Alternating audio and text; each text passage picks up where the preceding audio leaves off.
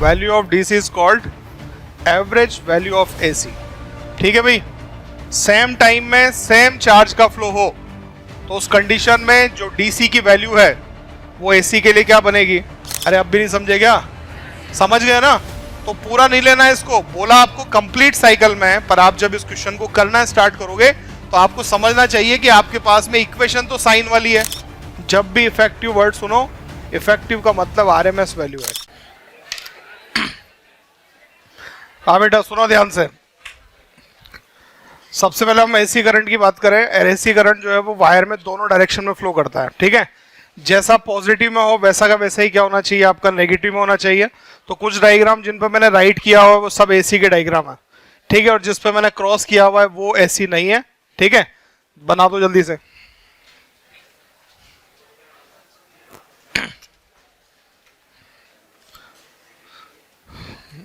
जिन पे राइट हो रहा है वो सब एसी के डायग्राम है। पॉजिटिव और नेगेटिव डायरेक्शन में अगर सेम कर्व बन रहा है तो इसका मतलब वो एसी है, और अगर करंट ओनली पॉजिटिव डायरेक्शन में फ्लो कर रहा है तो वो एसी नहीं है, और पॉजिटिव और नेगेटिव में भी अगर वो सेम नहीं है तो भी वो एसी नहीं है। इस करंट को भी आप एसी नहीं बोलोगे, ये भी एसी करंट नहीं है।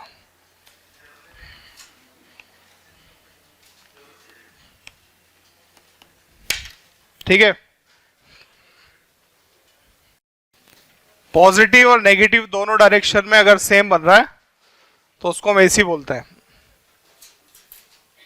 अगर सेम नहीं है तो वो एसी नहीं है, ओनली पॉजिटिव में वो भी एसी नहीं है। डायग्राम खत्म नहीं होंगे, और बना दूंगा मैं, इसलिए तुम जल्दी जल्दी बनाओ। ये एसी है क्या बताओ? ये भी एसी नहीं है, ये डैम्प्ड ऑसिलेशन है। ठीक है, थोड़ी देर रुके तो एक दो और बना दूंगा। सिंपल सी बात है, कोई रटने वाली बात नहीं। पॉजिटिव और नेगेटिव दोनों तरफ सेम कर्व होना चाहिए। ठीक है, ये आपका साइनोसॉइड कर लिया, ये आपका जो है ट्रायंगुलर है, स्क्वायर है। ठीक है, अलग अलग नाम दे सकते हैं इनको, पर आप तो बस ये ध्यान रखो कि पॉजिटिव नेगेटिव दोनों में सेम कर्व बना होना चाहिए। जितना पॉजिटिव में उतना ही नेगेटिव में होना चाहिए, तो उसको हम क्या बोलते हैं? वो आपका एसी होता है।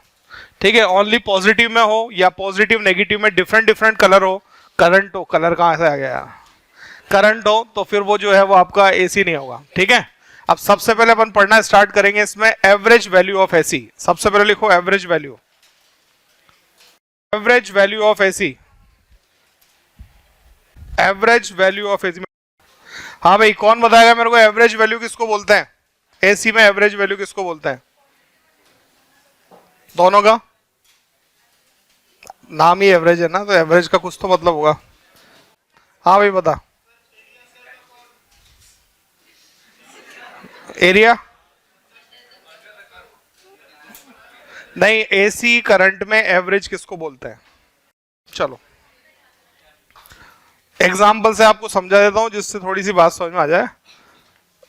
इधर देखो सब ध्यान से, ये कोई भी आपका ए बॉय है, ये बी है।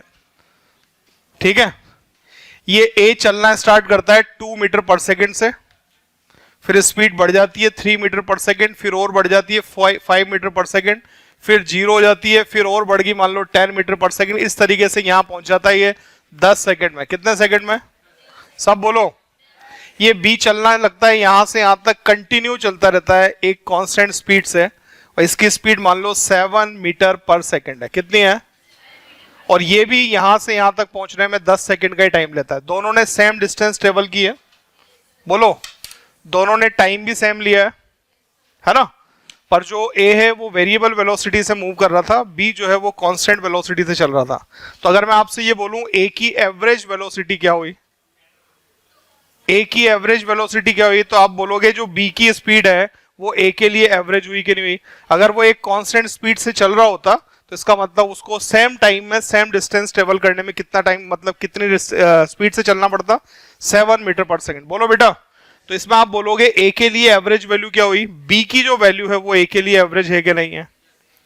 अरे ठीक है, अब एसी की बात करते हैं। एसी में देखो ध्यान से सुनो, ये दो सर्किट है, सेम सर्किट, बिल्कुल सेम टू सेम। यहां पर एक बैटरी लगी हुई है, मतलब डीसी सोर्स है, इसमें आर रेजिस्टेंस लगा हुआ है। एक यहां पर जो है रेजिस्टेंस है, इसमें कोई एसी सोर्स लगा हुआ है। ठीक है, दोनों में रेजिस्टेंस की वैल्यू क्या है आपकी? सेम टू सेम है। अगर दोनों सर्किट में देखो, ये तो वेरिएबल वैल्यू होगी, कम ज्यादा होती रहेगी। और डीसी जो होगा वो कांस्टेंट चलेगा कि नहीं चलेगा? चलेगा नहीं चलेगा? तो अगर मैं आपसे बोलूं कि सेम टाइम में सेम चार्ज का फ्लो हो रहा है, क्या बोल रहा हूं? तो जो डीसी की वैल्यू होगी ना वो एसी के लिए क्या बनेगी? वो एवरेज वैल्यू बनेगी। ठीक है, चलो लिखना स्टार्ट करो। Average value of AC, average value of AC, इसमें लिखो equal amount of charge, equal amount of charge flow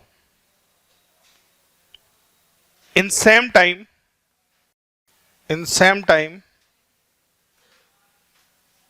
AC and DC circuit,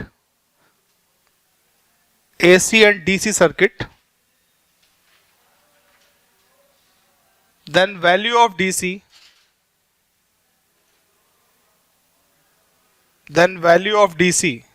is called average value of AC. Value of DC is called average value of AC. ठीक है भाई, same time में same charge का flow हो तो उस condition में जो डीसी की वैल्यू है वो एसी के लिए क्या बनेगी? वो जो है वो एसी की एवरेज वैल्यू कहलाएगी। बात समझ में आ गई सभी को? एवरेज वैल्यू कैसे निकालते हैं तो आपने इंटीग्रेशन पढ़ा 11th क्लास में। एवरेज निकालने के लिए क्या करते हैं, ऊपर तो लिखते हैं एरिया अंडर द कर्व और नीचे लिखते हैं इंटरवल। ठीक है, तो लिखो फॉर्मूला, लिखो एवरेज वैल्यू लैंग्वेज में लिखना इक्वल करके लिख दो। हाँ इक्वल, ऊपर लिखो area under the curve, area under the curve divide करके लिखो नीचे interval, area under the curve और नीचे लिखो इंटरवल। ठीक है, अब ये इंटरवल इसलिए छोड़ दिया मैंने कि जरूर नहीं है आपको मैं इसको टाइम में दूं, तो मैं इसको ऐसे नहीं बोलूंगा इंटरवल ऑफ टाइम, है ना? हो सकता है थीटा में दे रखा हो। ठीक है, तो किसी में भी हो सकता है, सिर्फ इंटरवल की बात कर रहे हैं अपन। ठीक है, अब चलो फॉर्मूला लिख दो। सपोज आपको जो है एवरेज वैल्यू निकालनी है, मान लो इसकी एवरेज वैल्यू, तो ये लो एवरेज वैल्यू का फॉर्मूला होगा, मान लो ए लिखा डॉट डी टी, टाइम के रिस्पेक्ट में इसको आपने इंटीग्रेट कर दिया, है ना? इंटीग्रेशन से एरिया अंडर द कर्व भी फाइंड आउट होता है, पता है ना आप सभी को। और नीचे भी आपको इंटरवल निकालना है तो सिर्फ यहाँ 1 लिखोगे, डॉट डी टी कर दोगे, ये आपका एवरेज का फॉर्मूला है।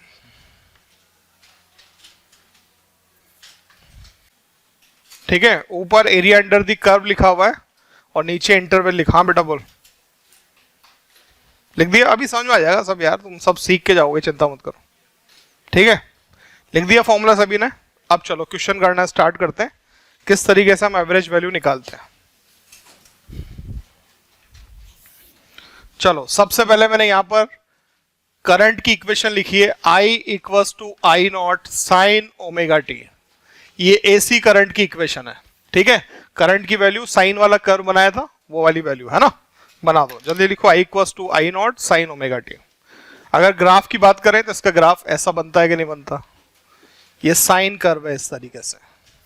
ठीक है, यहाँ 0 होगा, यहाँ कैपिटल T होगा, यहाँ T/2 होगा, T/4 होगा, 3T/4 होगा, ऐसा होगा कि नहीं होगा?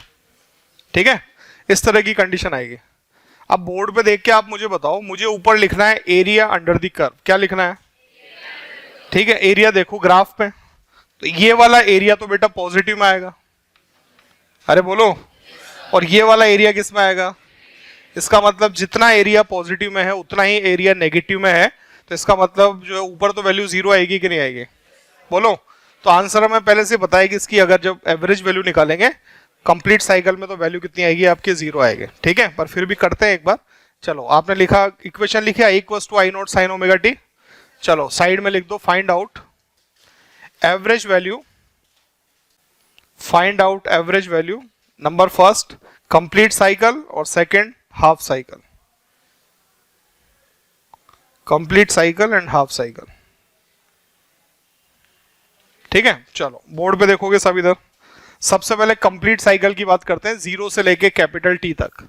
तो अगर करंट का एवरेज निकालना है तो इसका मतलब आपको इंटीग्रेशन करना है I not sine omega T, पीछे लिखना है, क्योंकि यहाँ थीटा नहीं लिखा हुआ है, ओमेगा टी लिखा हुआ है, तो पीछे टी लिख देना है। लिमिट लगाओगे तो पूरा 0 से लेके कैपिटल T तक आ जाएगा। नीचे भी लिखोगे तो यहाँ भी इंटीग्रेशन 0 से लेके कैपिटल T 1 डॉट dt लिख देना। ठीक है, चलो बोलो जल्दी से। आई नॉट तो कांस्टेंट टर्म में बाहर आ जाएगा, साइन का इंटीग्रेशन करते हैं, क्या आता है आपका माइनस कॉस ओमेगा टी, ठीक है, और इनटू ओमेगा नहीं अपॉन ओमेगा आएगा कि नहीं आएगा। लिमिट कहां से कहां तक, जीरो से कैपिटल टी तक, और नीचे भी कितना आ जाएगा टी, लिमिट जीरो से लेके कैपिटल टी तक होगी कि नहीं होगी, है ना। आई इक्वल्स टू आपने लिखा आई नॉट, ये माइनस बाहर लिख देता हूं ये वाला, ये ओमेगा भी नीचे बाहर ही लिखा हुआ है, बोलो, और यहाँ कैपिटल टी की जगह आएगा टी माइनस जीरो, तो कैपिटल टी आएगा ना, उस कैपिटल टी को भी मैंने बाहर लिख दिया, चलेगा। अंदर लिख रहा हूं यहाँ पर जो है कॉस, सबसे पहले अपर लिमिट तो omega into capital T minus cos, और जीरो आ जाएगा कि नहीं आ जाएगा। ओमेगा टी का मतलब 2 पाई होता है, t equals to 2 pi upon omega, तो ओमेगा टी कहीं पर भी लिखा हुआ है मतलब 2 पाई है, 2 पाई का मतलब 360 डिग्री है कि नहीं है, 360 भी जीरो होता है। अरे आवाज नहीं आ रही किसी की। ये 2 पाई लिखा हुआ है, ये आपका cos जीरो लिखा हुआ है, 2 पाई का मतलब जीरो ही है, बोलो बेटा। इसकी वैल्यू भी कितनी है 1, इसकी वैल्यू भी कितनी है 1, 1 से 1 कैंसिल हुआ तो जीरो हो गया कि नहीं हो गया। इसका मतलब कंप्लीट साइकिल में जो एवरेज वैल्यू आएगी वो कितनी आ जाएगी, वो जीरो होगी कि नहीं होगी। ठीक है, जल्दी से बनाओ 1 मिनट में। साइन का integration minus cos omega t upon omega, differentiation होता तो माइनस नहीं आता, cos omega T into omega होता है ना।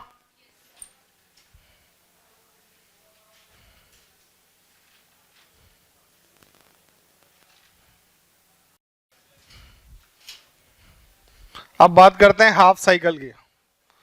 आई का एवरेज, अच्छा जल्दी से बताओ हाफ साइकिल में जीरो आएगी क्या वैल्यू, क्योंकि हाफ साइकिल यहां तक होगा तो एरिया पॉजिटिव पॉजिटिव में आएगा कि नहीं आएगा, है ना। चलो बोर्ड पे देखोगे सब, इधर इक्वेशन है I not sine omega t dot D t. अब तो आपको बस बोलना है बिल्कुल उधर देखते हुए, लिमिट 0 से t बाई 2, है ना। नीचे भी लिमिट लगा दोगे 0 से t बाई 2, और नीचे 1 डॉट डी टी होगा कि नहीं होगा। बेटा सब बोलो, मन में बोलो पर बोलते रहो जिससे आपको याद रहे। आई नॉट लिखा, साइन का इंटीग्रेशन बोलो minus cos omega t upon omega, limit 0 से लेके, शाबाश बोलते रहो, टी लिमिट कहां से कहां तक 0 से, ठीक है। आई एवरेज इक्वल्स टू आपने लिखा तो आई नॉट, ये ओमेगा बाहर लिख दिया, ये आपका कैपिटल टी बाई 2 माइनस 0 तो टी बाई 2 आ जाएगा बाहर, ठीक है। अंदर चलते हैं, minus cos omega T by 2 minus cos 0 होगा कि नहीं होगा। आई एवरेज इक्वल्स टू लिखा आई नॉट, ये 2 पाई है, 2 पाई को 2 से डिवाइड किया तो पाई, अंदर चलो ये माइनस बाहर लिख रहा हूं यहां पर, ठीक है। ये भी 2 पाई है, 2 पाई को 2 से डिवाइड किया तो पाई, मतलब cos 180 की वैल्यू माइनस 1, cos 0 की वैल्यू 1, बोलो माइनस 1 माइनस 1 माइनस 2 इससे मल्टीप्लाई दो तो आई एवरेज की वैल्यू जो आएगी कितनी होगी बताओ, plus 2 I not by pi के इक्वल होगा कि नहीं होगा। ठीक है, बनाओ जल्दी से।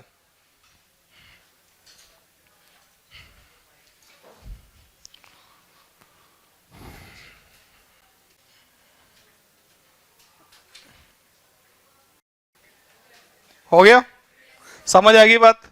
नहीं आई तो बोलो, नहीं आई तो फिर मैं और दोबारा से कर बता सकता हूं, वरना अभी तो क्वेश्चन खत्म नहीं हुए, चलते रहेंगे। आगे बढ़ जाऊं, चलो। इस बार मैंने इक्वेशन लिखी है v equals to v nought cos omega t, कोई फर्क नहीं पड़ता करंट की इक्वेशन लिखो या वोल्टेज की लिखो, दोनों ही आपका जो है ऐसी है। वोल्टेज भी ऐसा कैसे होगा, मैंने साइन की जगह कॉस इक्वेशन लिखी है, और इस बार थोड़ा इजी बना रहा हूं। जो पुराना डेरिवेशन किया और टाइम की टर्म में किया था, इस बार मैं थीटा ही लिख देता हूं। क्या लिख दिया, ठीक है, थीटा लिख दिया। क्वेश्चन वही है आपका, कंप्लीट साइकिल और हाफ साइकिल में आपको एवरेज वैल्यू बतानी है वोल्टेज की। ठीक है, चलो बोर्ड पे देखो सब इधर। सबसे पहले ये कॉस का ग्राफ होता है, ठीक है। मुझे बताओ कंप्लीट साइकिल में वैल्यू कितनी आनी चाहिए। ये हाफ वैल्यू तो नेगेटिव में, अरे बोलो 1/4 वैल्यू पॉजिटिव में इधर है और 1/4 वैल्यू पॉजिटिव में इधर है कि नहीं है।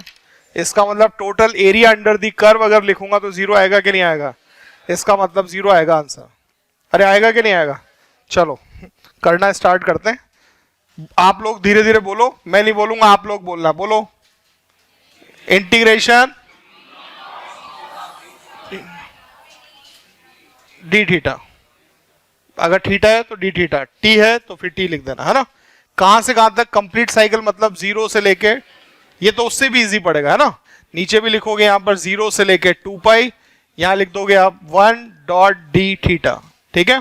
आई एवरेज इक्वल्स टू, बोलो वी नॉट ऐसा कैसा, साइन का इंटीग्रेशन बताओ, कॉस का इंटीग्रेशन बताओ, साइन थीटा, चलेगा 0 to 2 पाई। नीचे क्या लिखोगे, थीटा आ जाएगा, लिमिट कहां से कहां तक, 0 से 2 पाई। आगे तो बोलो,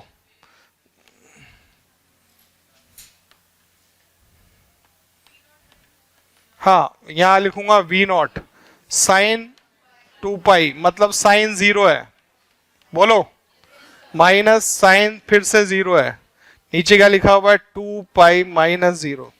साइन 0 कितना, 2 पाई कितना होता है, वो भी कितना है, तो वी एवरेज कंप्लीट साइकिल में कितना आएगा आपका, 0 आना ही था, क्योंकि आपको पता है एरिया अंडर द कर्व 0 है कि नहीं है ना।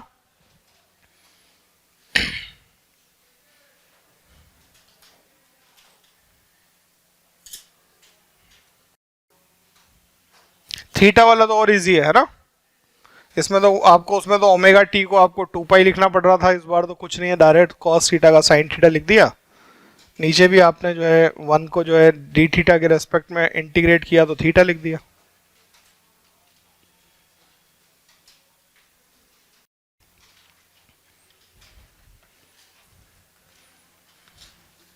बेटा इधर देखो तो बोर्ड पे, ये फिर से कॉस कर्व है, हाफ साइकिल के लिए वैल्यू कितनी आएगी, हाफ के लिए 1/4 तो पॉजिटिव, हाफ यहां जाके हो रहा है कि नहीं हो रहा है, और 1/4 ही कैसा आपका नेगेटिव है कि नहीं है, बोलो। तो बिल्कुल ऐसा का ऐसा ही लिखो कॉपी में, बस लिमिट क्या लगाओगे, 0 से लेके पाई तक की लिमिट यहां लगाना, नीचे भी 0 से लेके पाई तक, ठीक है, कर दो, 0 आएगा आंसर। कॉस में फुल साइकिल और हाफ साइकिल दोनों के लिए वैल्यू कितनी आती है, 0। हो गया, होगा भी नहीं फिर।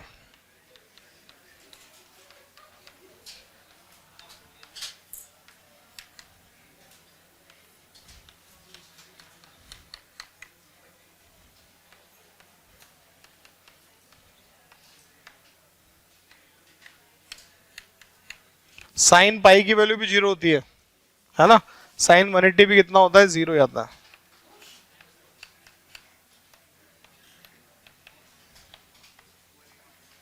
साइन पाई साइन 0, नीचे पाई माइनस 0, साइन ये भी 0 ये भी 0, एवरेज वैल्यू कितनी आएगी, 0।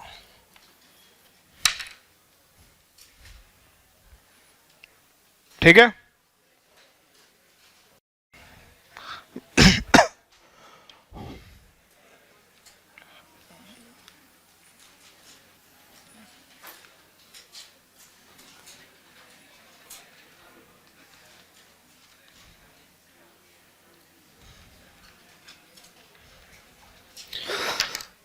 ऐसा ग्राफ बना देंगे आपको।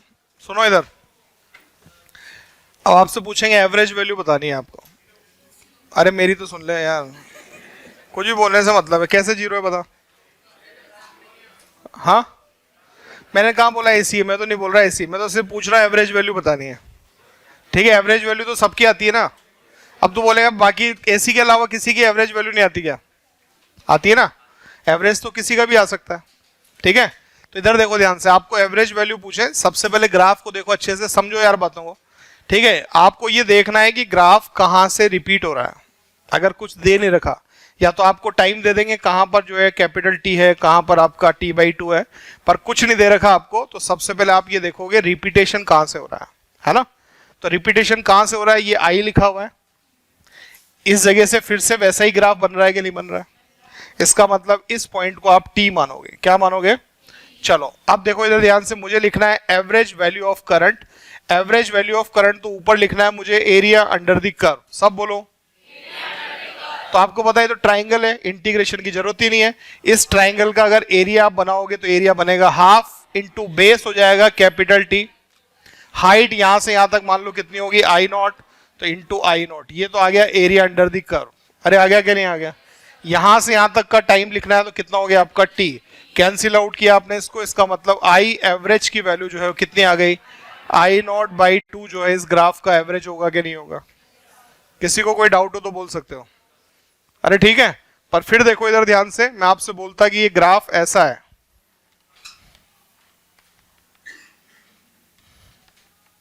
और भी आगे बने हुए हैं, इधर टी लिखा हुआ है, इधर आई लिखा हुआ है। अब मैं आपसे बोलता इसका एवरेज बनाओ, ठीक है? नीचे कुछ नहीं दे रखा आपको, कहां पे टी लिखना है, कहां पे क्या करना है, ठीक है? तो आपको रिपीटेशन चेक करना है, कहां हो रहा है रिपीटेशन, इस जगह पे। अरे बोलो, इसका मतलब यहां क्या लिखोगे, टी लिखोगे, ये इसका आधा है, मतलब ये कितना हो गया आपका t/2 लिखा हुआ, ठीक है? अब मुझे बताओगे आप करंट की एवरेज वैल्यू, जल्दी से बोलो, area under the curve half into t/2 into maximum value लिख दी करंट की आई नॉट, ये इसकी हाइट हो गई। अरे बोलो, नीचे लिखना है आपको टाइम इंटरवल, क्या लिखना है? अगर आपको कंप्लीट साइकिल में पूछा है तो नीचे क्या लिखना चाहिए, कैपिटल टी, है ना? ये कंप्लीट साइकिल की बात कर रहा हूं यहां तक की, तो ये क्या आएगा, टी आएगा। टी से टी क्या होगा, तो ये आई एवरेज आएगा इन कंप्लीट साइकिल, कितना आ जाएगा, आई नॉट बाई 4 होगा क्या नहीं होगा? ठीक है, बनाओ। जरूरी नहीं एक बार में समझ में आ गया हो, आप पूछ सकते हो मेरे से फिर से।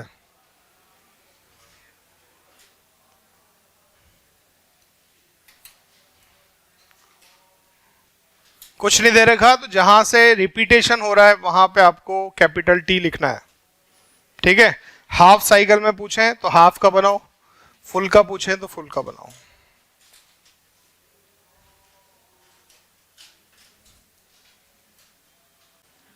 बन गया?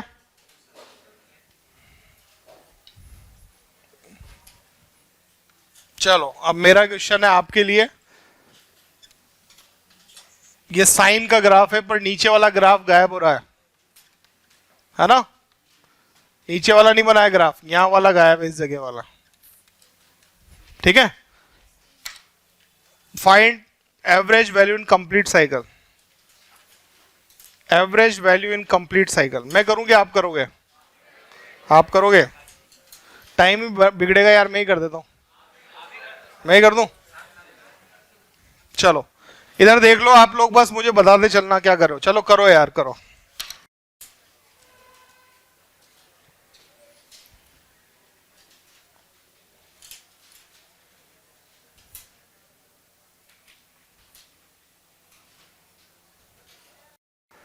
अच्छा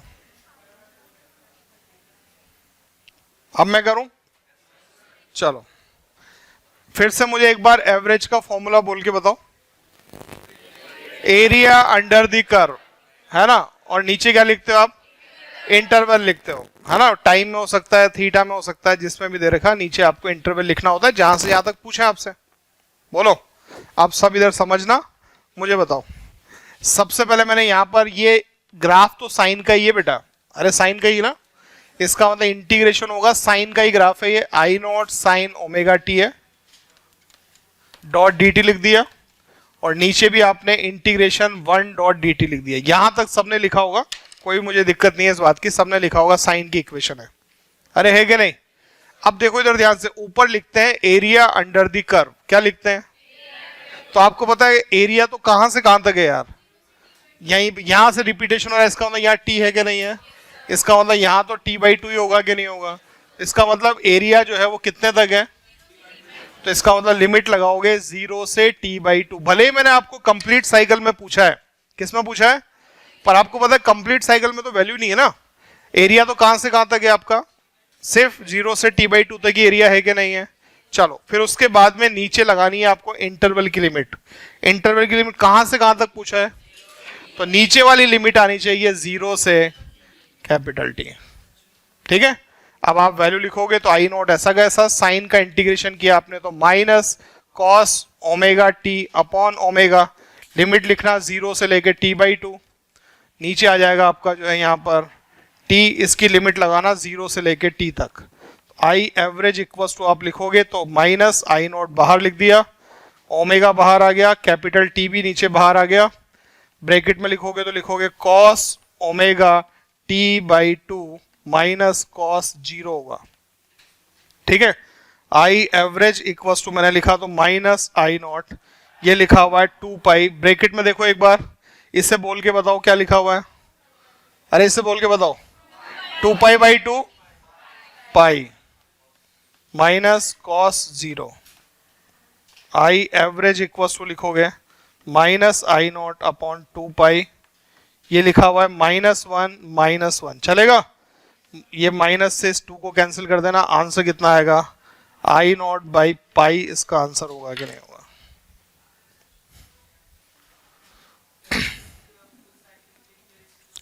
हाँ फुल साइकिल की वजह से, अगर मैं हाफ साइकिल का पूछता तो हाफ साइकिल का तो वो आधे तक ही तो है, वो तो ये नहीं होता हाफ वाला, ये रहा, है ना, समझ आई बात। ऊपर आपको एरिया की लिमिट लगानी होती है, एरिया कहां से कहां तक है, और नीचे जो लिमिट लगानी है वो किसकी लगानी है, इंटरवल की, जहां से जहां तक पूछ रहे हैं आपको वो लिमिट लगानी है। ठीक है, तो आपसे पूछा है कंप्लीट साइकिल के लिए, तो इसका मतलब आपको नीचे तो टाइम की लिमिट कितनी लगानी है, पूरा जो है 0 से लेके t तक लगाना है, ऊपर एरिया कहां से कहां तक है, तो वो 0 से लेके t/2 तक ही है कि नहीं है।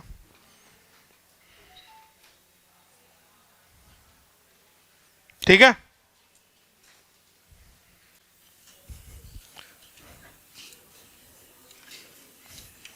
हाँ ये कंफर्म है, ये ऐसी नहीं है, ये ऐसी नहीं है, ये ऐसी नहीं है, पर आपसे एवरेज तो पूछ सकते हैं। ये ग्राफ है और मैंने खुद ने लिख के दे दिया आपको, यहां पर आ रहा है कितना 2 पाई, कितना आ रहा है, इसका मतलब यहां कंप्लीट साइकिल है कि नहीं है, ये आपका पाई है। ठीक है, इस तरफ टी या थीटा है, इस तरफ मान लो करंट है आई। अब इसकी एवरेज वैल्यू मुझे बताओ in complete cycle, average value of current in complete cycle.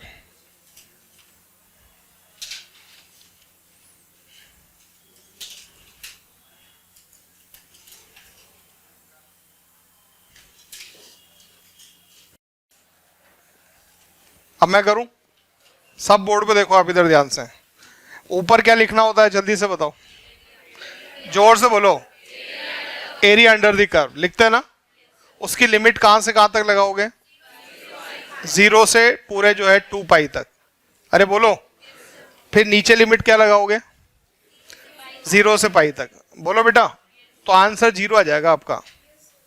अरे आया कि नहीं आया, क्योंकि साइन का ग्राफ तो ये जो इक्वेशन है एक्चुअल में, उस इक्वेशन का ग्राफ तो ऊपर नीचे दोनों तरफ होता है कि नहीं होता है, अरे बोलो, तो ऊपर नीचे दोनों तरफ ग्राफ होता है, इस वजह से अगर इसमें लिमिट ऊपर 0 से लेके आपने 2 पाई तक लगा दी तो ऊपर एरिया अंडर द कर्व जो है वो 0 आ जाएगा कि नहीं आ जाएगा, है कि नहीं। पर आप देखोगे तो वहां पर जो ग्राफ बना हुआ है वो तो साइन का ही है, अरे है कि नहीं, पर वो साइन का जो नेगेटिव वाला ग्राफ था वो भी ऊपर आ रहा है कि नहीं आ रहा है, अरे आ रहा है ना। अब आप अगर सोच के देखो, थोड़ा सा कॉमन सेंस अगर आप यूज में लो, तो इसका मतलब हम एक काम करें ना, सुनना इधर ध्यान से, मान लो आपको एवरेज निकालना है, तो ऊपर मान लो एरिया 4 आ रहा है, कितना आ रहा है, इस एक ग्राफ का, इसका ग्राफ का एरिया 4 है, और यहां से यहां तक का टाइम मान लो 2 सेकेंड है, कितना है, तो इसको डिवाइड किया तो आंसर 2 आएगा कि नहीं आएगा, अरे है कि नहीं। और अगर मैं आपसे बोलूं इसका एरिया 4 है तो कंफर्म इसका एरिया भी 4 होगा, तो अगर मैं यहां से यहां तक 8 ले लूं तो टाइम भी यहां से यहां तक का 2 और 2 4 होगा कि नहीं होगा, तो भी आंसर वही 2 आएगा कि नहीं आएगा। अरे मेरी बात समझे कि नहीं समझे, इसका मतलब ये दोनों ग्राफ किस में आ रहे हैं, आपके पॉजिटिव में आ रहे हैं कि नहीं आ रहे हैं, और आपने इक्वेशन साइन वाली लिख दी तो आंसर 0 आ जाएगा, क्योंकि साइन का ग्राफ तो एक्चुअल में पॉजिटिव नेगेटिव दोनों तरफ होता है कि नहीं होता है। पर आप देखो हाफ साइकिल का आंसर निकाला तब भी 2 आ रहा है, अरे आ रहा है कि नहीं आ रहा, और अगर दोनों का एरिया जोड़ लेता और दोनों का टाइम भी डबल कर लेता तब भी आंसर वही आता कि नहीं आता। इसका मतलब इस वाले क्वेश्चन को आपको क्या करना चाहिए, कंप्लीट साइकिल से सॉल्व नहीं करना चाहिए, किससे करना चाहिए, हाफ साइकिल से। किससे करना चाहिए, तो हाफ साइकिल से तो हमने सॉल्व किया हुआ है, बोलो हाफ साइकिल में सॉल्व किया हुआ आंसर कितना आता है आपका। अरे मेरी बात समझे नहीं आप लोग, नहीं समझे ना, देखो चलो फिर से सुन लो, फिर से सुनो, ये इक्वेशन है साइन की, पढ़ो एक बार क्या लिखा हुआ है, इसका ग्राफ पॉजिटिव और नेगेटिव दोनों में होता है कि नहीं होता है ना? अब अगर इसमें लिमिट लगा दूं मैं 0 से लेके कैपिटल टी तक, जैसा कि मैंने यहां पर लगाया था, अरे बोलो, तो आंसर 0 आएगा कि नहीं आएगा? रीजन बताओ। क्योंकि आधा एरिया पॉजिटिव में है और आधा एरिया नेगेटिव में है कि नहीं है, इस वजह से आंसर 0 आ रहा है कि नहीं आ रहा है।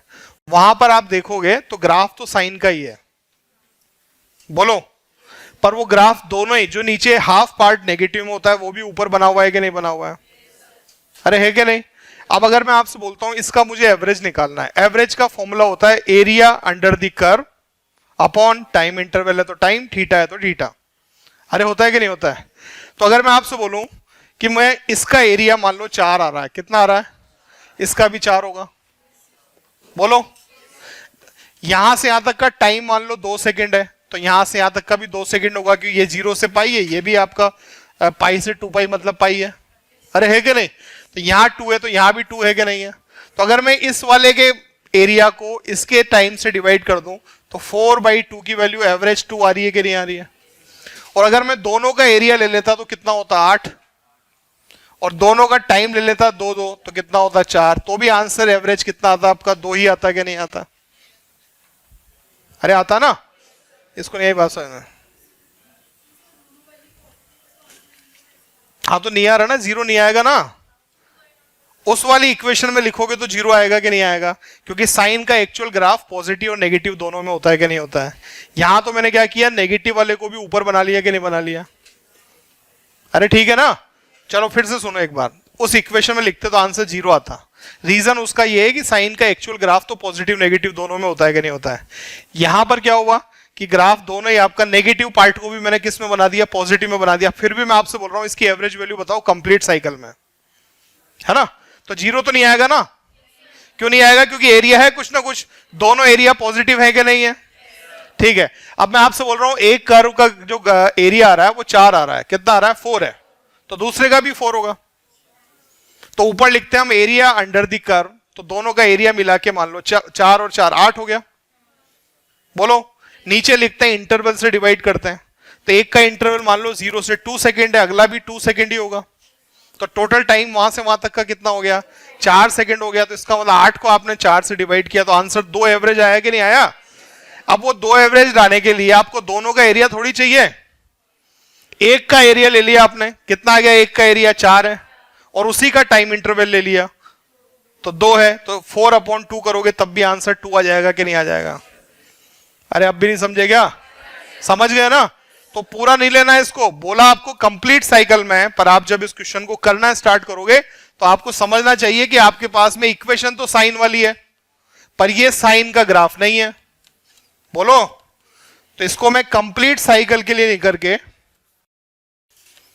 हाफ साइकिल के लिए कर दूंगा, 0 से लेके पाई तक का, और नीचे भी कर दूंगा यहां पर 1.dt 0 से लेके पाई तक का, तो वही आंसर आएगा कि नहीं आएगा?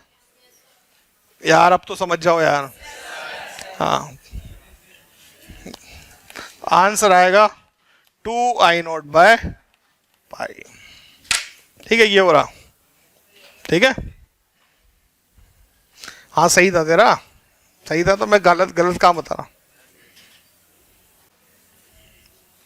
ठीक है, ये आपकी एवरेज वैल्यू हो गई। जितने तरह से आपके क्वेश्चन पूछे जाते हैं उससे ज्यादा ही बता दिए मैंने आपको। ठीक है, अब आप लोग लिखो सेकंड। बेटा अब बोलो एवरेज में कोई दिक्कत हो तो आपको।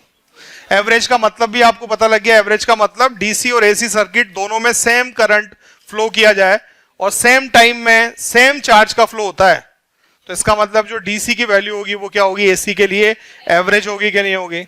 अब देखो कंप्लीट साइकिल में वैल्यू 0 क्यों आती है? क्योंकि आपको पता है, सुनना इधर, ये एसी सर्किट है तो हाफ साइकिल में तो चार्ज जाएगा, अरे बोलो, और हाफ साइकिल में चार्ज वापस आ जाएगा। इसका मतलब पूरे टी टाइम में कितने चार्ज का फ्लो हुआ? अरे बोलो ना। तो आप बताओ डीसी कितना लगाना पड़ेगा? 0। डीसी की जरूरत ही क्या है भाई? डीसी की वैल्यू तो एसी के लिए एवरेज है कि नहीं है? तो इसका मतलब डीसी की कितनी वैल्यू चाहिए? जितना चार्ज गया वो कंप्लीट साइकिल में वापस आ गया कि नहीं आ गया? इसका मतलब डीसी की वैल्यू ये आपकी एसी की एवरेज वैल्यू है कि नहीं है? ठीक है, पता नहीं क्या सोच रहा हूं, इतना मुश्किल तो नहीं है यार, समझ आ गया? चलो अब सेकंड लिखो आरएमएस वैल्यू।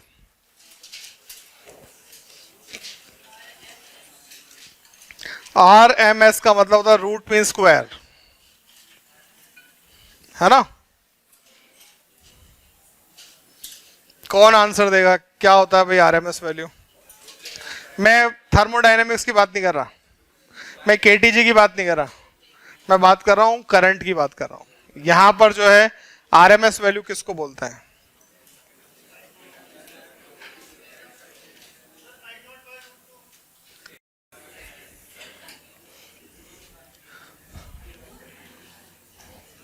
फिर से ये दो सर्किट हैं भाई, एक डीसी सर्किट है, एक एसी सर्किट है, दोनों में रेजिस्टेंस भी इक्वल लगे हुए हैं, ठीक है? दोनों में अगर टाइम की वैल्यू सेम है और हीट की वैल्यू सेम है, मतलब हीट का मतलब एनर्जी होता है, अरे बोलो, तो अगर इन दोनों सर्किट में सेम टाइम में सेम हीट प्रोड्यूस हो रही है, यस सर नहीं, क्या बोल रहा हूं मैं, बोलो, तो जो डीसी की वैल्यू होगी वो एसी के लिए क्या होगी? आपकी आरएमएस वैल्यू होगी। बात समझ में आ गई? पहले एवरेज का मतलब क्या था? सेम टाइम में सेम चार्ज का फ्लो हो रहा है, तो डीसी की वैल्यू क्या थी एसी के लिए? Average value. और सर्किट में अगर जो है सेम टाइम में सेम हीट प्रोड्यूस हो रही है, तो उस कंडीशन में क्या होगा? डीसी की तो कांस्टेंट वैल्यू है, एसी की वेरिएबल वैल्यू है, दोनों में हीट सेम आ रही है, तो इसकी जो वैल्यू है वो उसके लिए क्या होगी? आपके आरएमएस वैल्यू। जैसे आपके घर पे हम बोलते हैं 220 वोल्ट आ रहा है, कितना आ रहा है? तो 220 थोड़ी आ रहा है, जीरो से बढ़ के जाता है आपका 311 वोल्ट तक, 311 वोल्ट तक, फिर जीरो हो जाता है, फिर अपोजिट डायरेक्शन में जाता है आपका 311 वोल्ट तक, फिर क्या हो जाता है? जीरो। लगातार बदल रहा है कि नहीं बदल रहा है? इसका मतलब 220 वोल्ट का मतलब क्या हुआ कि अगर आपके घर पे एसी को हटा के और 220 वोल्ट की बैटरी लगा देते, तो ये सारे अप्लायंसेस वैसे ही चलते जैसे अभी चल रहे हैं, अरे है कि नहीं? तो इसका मतलब 220 वोल्ट जो है वो आपके घर पे क्या है? वो आपके उसकी आरएमएस वैल्यू है, ठीक है? चलो लिखना स्टार्ट करो।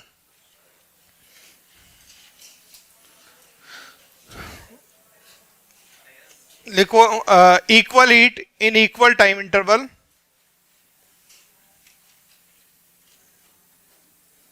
Equal heat in equal time interval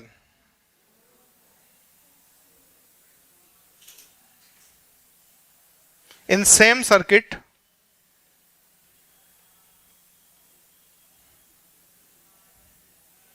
produced by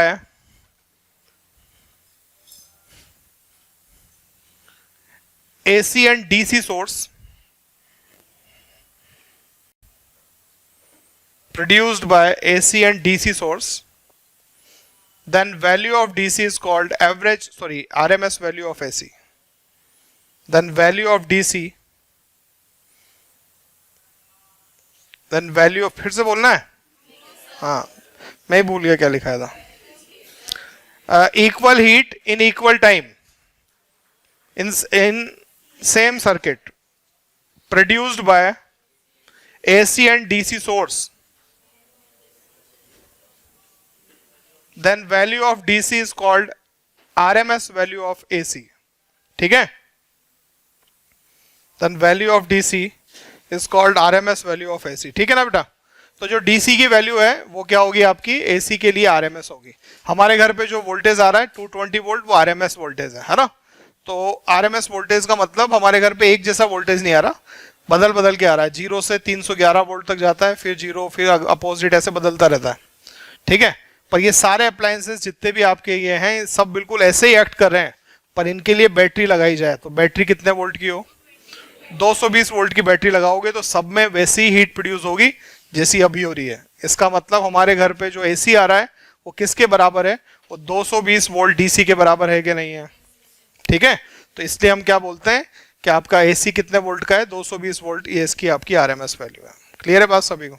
ठीक है, अब कोई भी इक्वेशन है, मान लो ये इक्वेशन लिखी है फर्स्ट, इसके लिए आपको आरएमएस वैल्यू बनानी है। आरएमएस को बोलो फुल फॉर्म क्या होती है? सबसे पहले इक्वेशन का स्क्वायर करना है, बोलो, ये हो गया I naught square sine square omega T. फिर इसका मीन निकालना है। मीन निकालना आपको सिखाया ही है अभी अभी, बोर्ड पे देख लो सब लोग, ये मीन निकाल रहा हूं। आई नॉट स्क्वायर तो ये तो कांस्टेंट टर्म है। मीन निकालने के लिए, एवरेज निकालने के लिए इंटीग्रेशन करते हैं। यहां लिखते हैं sign square omega t dot D T. अरे ठीक है, नीचे लिखूंगा यहां पर तो वही आपका 1 डॉट डी टी, जीरो से लेके कैपिटल टी, जीरो से लेके कैपिटल टी। ठीक है, आई स्क्वायर, इसका एवरेज निकालोगे तो आई नॉट स्क्वायर ऐसा का ऐसा, पहले इसको बदलना पड़ता है तो साइन का जो फॉर्मूला होता है 1 minus cos 2 omega T I 2, सुना है ऐसा formula. Dot D T, zero to T, नीचे लिखोगे तो यहां भी वैसा का वैसा ही zero to T 1 dot D T. ठीक है, अब इसका हम इंटीग्रेशन करते हैं। मैं ही लिखा जा रहा हूं, तुम भी बोल सकते हो। चलो, 1 का टी के रेस्पेक्ट में क्या होगा, टी माइनस, ठीक है, यहां बोलो क्या लिखोगे, कॉस का बोलो sine 2 omega t upon omega या 2 ओमेगा, तो 2 ओमेगा चलेगा। ये जो 2 तो पूरे के नीचे था ना, इसको आगे लिख दूं तो कोई प्रॉब्लम है? ठीक है, नीचे क्या लिखूं बताओ, ये कैपिटल टी आ जाएगा। बोलो बेटा, जीरो से लेके कैपिटल, लिमिट कहां से कहां तक। चलो फिर देखो इधर ध्यान से क्या लिखा, आई नॉट स्क्वायर बाई 2 ऐसा का ऐसा। अब सबसे पहले जहां भी स्मॉल टी लिखा हुआ है वहां अपर लिमिट लगानी है ना। क्या लिखोगे यहां पर, बोलो capital T minus sine 2 omega capital T upon 2 omega, फिर बाद में जीरो जीरो आ जाएगा। अरे यहां भी जीरो लिखोगे ना, साइन जीरो कितना हो जाएगा, जीरो, और नीचे क्या लिखा हुआ है कैपिटल टी, ये कैपिटल टी आ जाएगा।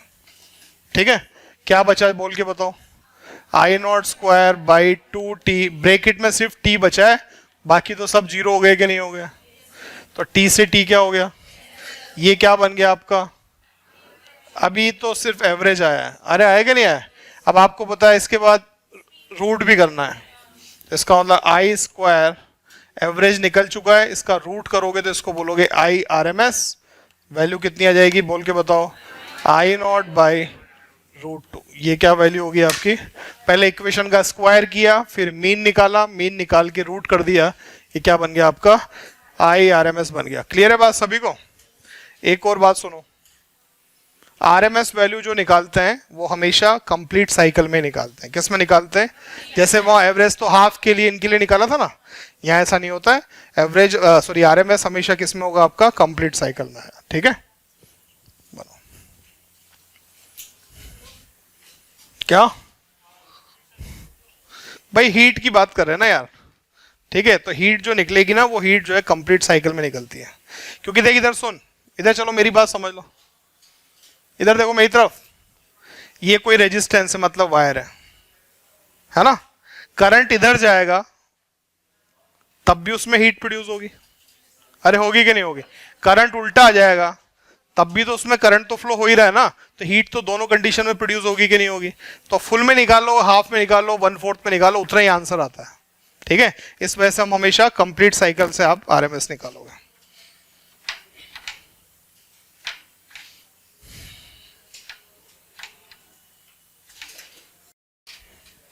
इसे आप याद कर सकते हो भाई, क्योंकि ये नहीं बदलता आंसर। ठीक है, आरएमएस का आंसर कितना होता है आपका, आई नॉट बाई रूट 2। वोल्टेज का पूछें तो वो भी क्या होता है, वी नॉट बाई रूट 2। ठीक है,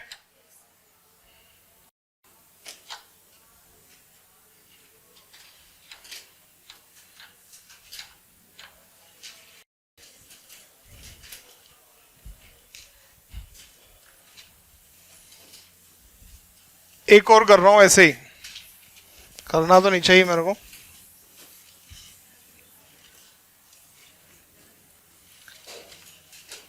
V equals to v nought cos omega t. इसके लिए आपको जो है आरएमएस वैल्यू बतानी है। हाँ, चलो इधर मेरी सुन लो, आप लोग दोबारा से लिखना, मैं नहीं लिखूंगा दोबारा। इधर देखो सब ध्यान से, यहां क्या लिखा होता, कॉस स्क्वायर, बोलो बेटा, कॉस स्क्वायर थीटा का फॉर्मूला जो होता है ये ऐसा ही होता है, पर बस प्लस आता है इसमें। साइन स्क्वायर थीटा का फॉर्मूला होता है 1 minus cos 2 omega T by 2। Cos square theta का फॉर्मूला होता है 1 प्लस कॉस 2 थीटा बाई 2। ठीक है, कॉस का इंटीग्रेशन करते कितना जाता आपका, साइन 2 ओमेगा, ऐसा आता कि नहीं आता। ठीक है, यहां पे क्या लिखा होता, सही तो लिखा था यार, यही तो मिटा के ये लिख दिया मैंने, चलो वही लिख दिया है ना। बस यहाँ किसका साइन आएगा, प्लस का, यहाँ किसका साइन आएगा, बाकी तो फिर से जीरो हो गए कि नहीं हो गए। अरे ये तो वापस वैसे आ गया कि नहीं आ गया, तो आंसर वो का वही आएगा कि नहीं आएगा। ठीक है, बस एक जगह चेंज करना है यहाँ पे, और एक सब जगह प्लस करना है। ठीक है, बाकी कोई डिफरेंस नहीं है। दोबारा लिखूं क्या, sine square theta 1 minus cos 2 theta by 2, है ना। Cos square theta 1 plus cos square theta by 2, cos 2 theta by 2। हाँ हाँ, वो तो होगा ही सी वी नॉट, तो ये ले वी नॉट कर दूंगा।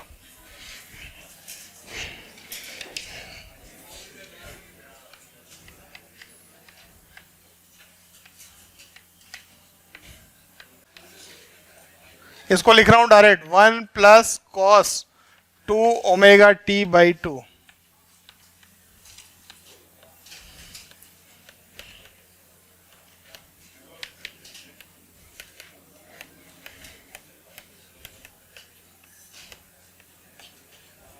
नीचे टी आएगा बस, है ना, वो टी यहां लिख देता हूं, ब्रैकेट में लिखोगे तो यहां आ जाएगा T plus sign 2 omega t upon 2 omega.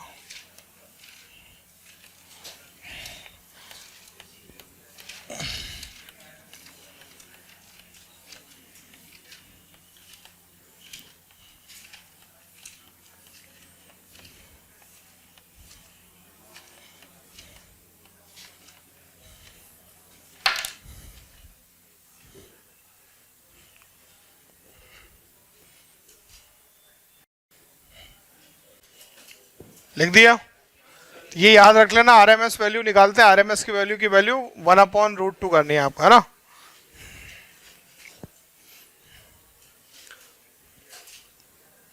लिख दिया। चलो अब देखो इधर ध्यान से सुनो, जब आप साइन थीटा या साइन ओमेगा टी का कंप्लीट साइकिल के लिए एवरेज निकालते हो, बोलो, तो आंसर कितना आता है, 0। कितना आता है, कॉस थीटा का कंप्लीट साइकिल के लिए एवरेज निकालते हैं, 0 ही आता है। साइन 2 थीटा लिख दो तो भी कंप्लीट साइकिल के लिए वैल्यू कितनी आती है, 0। कॉस 2 थीटा लिख दो तब भी कंप्लीट साइकिल के लिए वैल्यू कितनी आती है, साइन स्क्वायर थीटा कहीं पर लिखा हुआ है तो वैल्यू 1/2 आती है। देखो ये आ रही 1/2, रूट करने से पहले वैल्यू कितनी आई थी आपकी, 1/2 आ रही थी कि नहीं आ रही थी, अरे बोलो रूट करते ही कितनी होगी √2, पहले तो 1/2 ही बचा था ना बस। इसी तरह से कॉस स्क्वायर थीटा की भी एवरेज वैल्यू कितनी होती है, ये बातें याद रखनी है अपने को, ऐसे ही बार बार ऐसे इंटीग्रेशन नहीं करने अपने को, है ना। कहीं पर भी साइन स्क्वायर थीटा लिखाओ या साइन स्क्वायर ओमेगा टी लिखाओ, सब कट जाता है उसमें, सिर्फ क्या बचता है, 1/2 बच रहा है। देखो सब कट गया, टी वी सब कट गया, सिर्फ क्या बचा, ये 1/2 बच रहा है कि नहीं बच रहा है।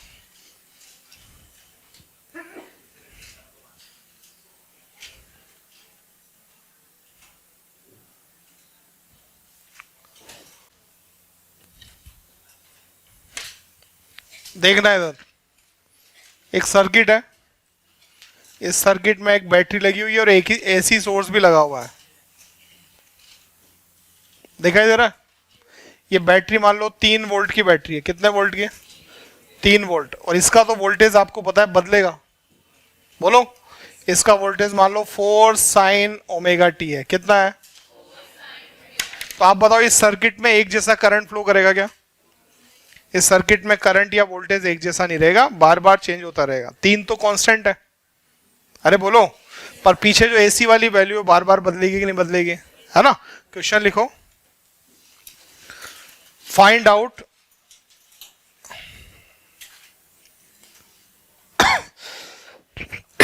इफेक्टिव वोल्टेज इन सर्किट। इफेक्टिव वोल्टेज इन सर्किट, जब भी इफेक्टिव वर्ड सुनो, इफेक्टिव का मतलब आरएमएस वैल्यू है। क्या है? ऊपर लिख दो कॉपी के ऊपर, effective value equal to RMS value. ठीक है, अब देखो बोर्ड पे इधर, सब ध्यान से देखो। सबसे पहले सर्किट का वोल्टेज लिखा तो 3 volt plus 4 sign omega T है कि नहीं है? बोलो ना यार, ये वोल्टेज है 3 volt plus 4 sign omega t. ये वाली वैल्यू बार बार बदलेगी, बदलेगी ना? तो आपको आरएमएस निकालना है। आरएमएस का तरीका क्या है? पहले इक्वेशन का स्क्वायर करते हैं, स्क्वायर करो तो 3 का स्क्वायर 9 हो जाएगा, इसका पूरे का स्क्वायर करोगे तो 16 साइन स्क्वायर ओमेगा टी आ जाएगा। अरे बोलो, प्लस 2a भी करोगे तो 2 इंटू 4 8, 8 इंटू 3 करोगे तो 24 साइन ओमेगा टी आ जाएगी। ये स्क्वायर हो गया बेटा, अरे है क्या नहीं? अब मैं इसके लिए रूट कर दूं वापस, सॉरी अब इसकी मीन निकाल दूं। मीन निकालोगे तो 9 का तो मीन 9 ही होगा, कांस्टेंट वैल्यू है। अरे बोलो, प्लस 16 ऐसा का ऐसा साइन ओमेगा टी की मीन वैल्यू सिखाई है मैंने आपको, 1/2 होती है कि नहीं होती है? बोलो, प्लस साइन ओमेगा टी की मीन वैल्यू कितनी होती है? तो ये 0 हो जाएगा कि नहीं हो जाएगा? इसको इससे कैंसिल आउट किया तो कितना आ गया? 8 वी स्क्वायर इक्वल टू कितना हो गया? 17। बोलो, और वी आरएमएस की वैल्यू कितनी हो गई आपकी? √17 वोल्ट जो है ये इसकी आरएमएस वैल्यू, इफेक्टिव वैल्यू होगी कि नहीं होगी? ठीक है, पेपर में ऐसे करना है आपको। एक बार कर दिया अपन ने, हमेशा साइन स्क्वायर थीटा की जो एवरेज वैल्यू कितनी आती है? 1/2 होती है।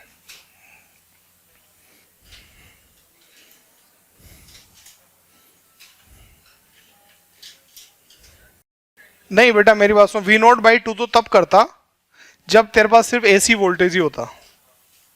ठीक है, उसके साथ में एक जो कांस्टेंट वैल्यू भी तो चल रही है कि नहीं चल रही है? 3 वोल्ट तो 3 ही रहेगा ना हमेशा। तो आपको इफेक्टिव पूरे का निकालना है, तो पहले पूरे का वोल्टेज निकाला, पूरे वोल्टेज हो गया 3 प्लस ये वाला वोल्टेज हो गया, इसका जो है स्क्वायर किया तो ऐसा आया, फिर मीन निकालना, फिर रूट करना। ठीक है, मीन निकालना इजी हो गया आपके लिए, इंटीग्रेशन नहीं करना आपको। जब भी sign square omega T cos square omega T मिले तो उसका मीन जो है वो कितना लिखना है? 1/2। साइन थीटा कॉस थीटा लिखा मिले डायरेक्ट तो उसकी मीन वैल्यू 0 कर देना। ठीक है,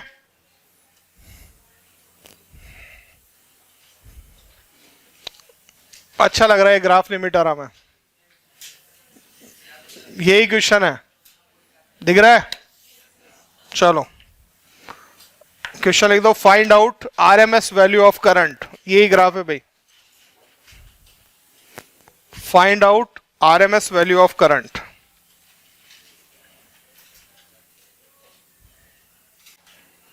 आरएमएस वैल्यू ऑफ करंट,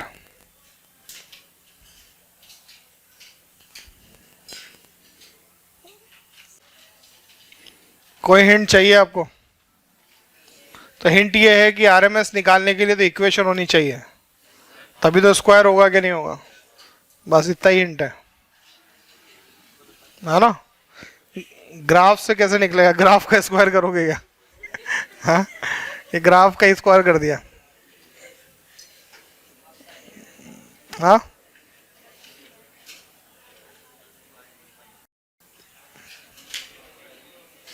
मैं कर दूं?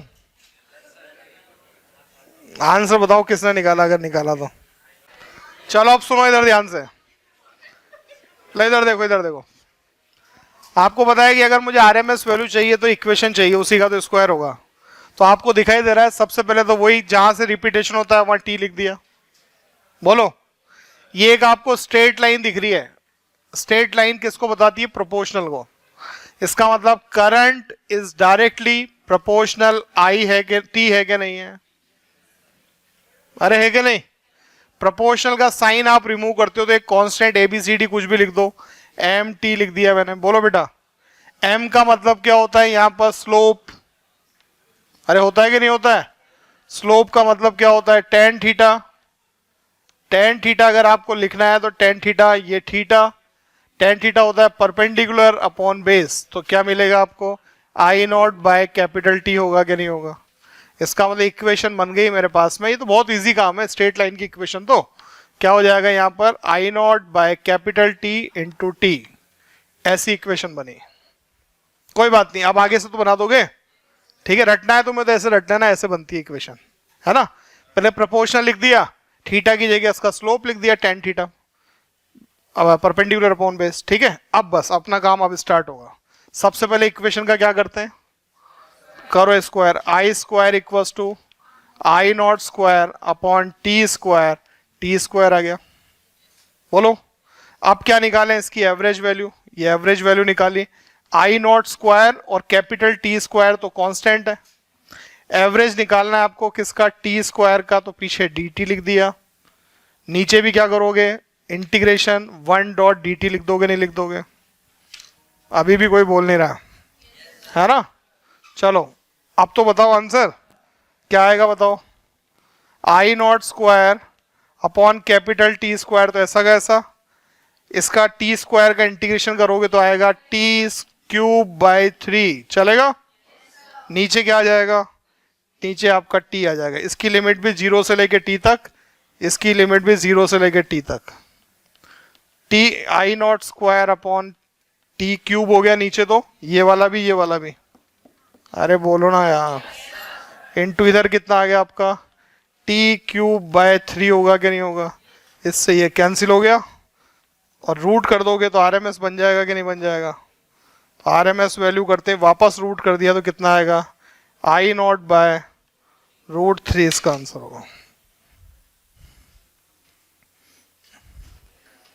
ठीक है, इतना तो पूछ सकते हैं आपसे, इतना तो करे ना बेटा, मेरे को पूछ लो जहां समझ नहीं आ रहा हो तो। पहले आपने आई की इक्वेशन बनाई, सीधी लाइन थी, इसका मतलब आई डायरेक्टली प्रोपोर्शनल टी है। प्रोपोर्शन हटा के कांस्टेंट लिख दिया, स्लोप होता है यहाँ पे, है ना? स्लोप लिख दिया आपने आई नॉट बाय कैपिटल टी, ठीक है? बस फिर तो आपने एवरेज निकाल दिया। टी स्क्वायर का एवरेज होगा टी क्यूब बाय 3, ठीक है? हाँ वैसा लिखना पड़ेगा, ठीक है? जैसे मैं आपको एक और बताता हूं, इधर सुनो। मैं आपसे बोलता ग्राफ ऐसा बना दें,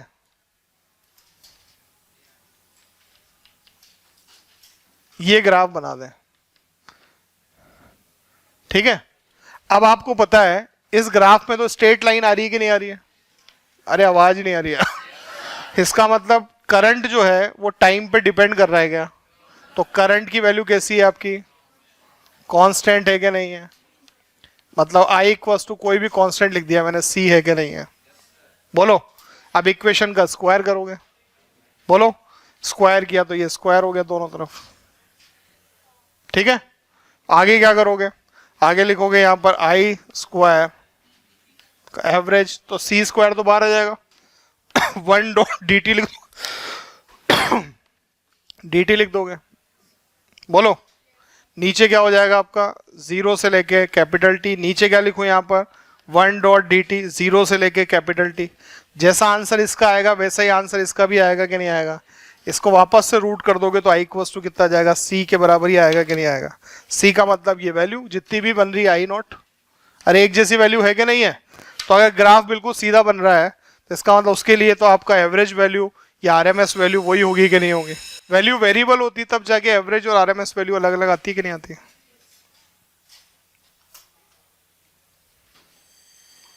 थोड़ा सा सोचना घर जाके और फिर पूछना मेरे से, कोई बात समझ नहीं आई तो कल बात करेंगे।